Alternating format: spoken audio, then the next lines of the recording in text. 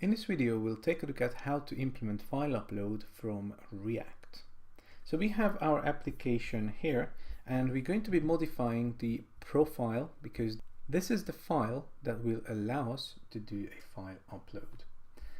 Okay, so what we're going to do is add an upload functionality just between the hello message and the list of cars right here. And I'm going to add a new paragraph here and say upload a profile photo. And what we will have here is an input type of file with a button that says upload. Now for the input type file, we'll need an onChange method, which is going to be handle selected file. And for the button, we need an onClick handler, which is going to be a call to a method called handle upload. Now, of course, these two methods is something that we'll need to create. So let's go ahead and create them. So in the class itself, I am going to create, first of all, a state.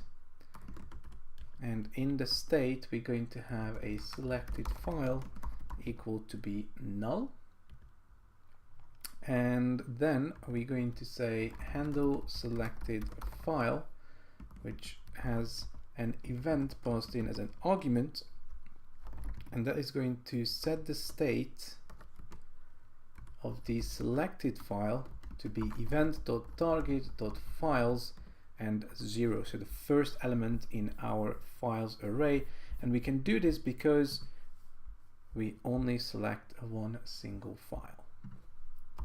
And of course, we now need to specify the handle upload function, which is just going to be a function without arguments.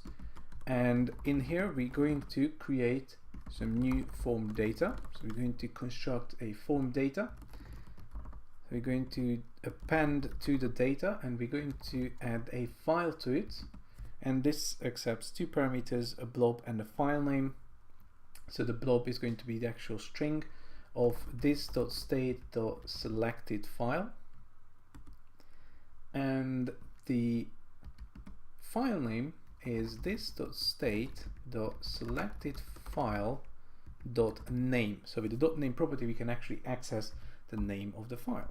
So now that we have the form data, we need to somehow send it to the server. So I'm going to be using the fetch API. You could use anything else. You could use Axios, for example, which would be a package that we would have to install. I'm just going to use fetch because it is available for us built in directly in the browser. So we will fetch localhost 3000/upload. And we need to pass in some options. And the very first option is going to be the method, because we want to make sure that we use the HTTP method of post. We want to use course mode so that we don't get course exceptions. And the body is going to be the data itself. And then we'll have a response, and we can convert that to be JSON, which again returns us a promise. So what we will get is the file name, so we can do console.log file name for now, and let's catch any potential errors that may occur. Let's start up our application, and if you've done everything correctly, we should be able to log in and see the selector for the file upload. Okay, so let's go ahead and click on choose file to see if we can actually upload a file. So here I have a file called men.jpg, so I'm going to choose that, and let's go ahead and hit upload. And what we get back here in the console is men.jpg, which is the result of the upload being successfully printing out the name of the file. Okay, so how can we verify this? Well, we should be able to verify that the file has been uploaded by navigating to the uploads folder wherever the GraphQL instance is running, and make sure there's a file men.jpg in there.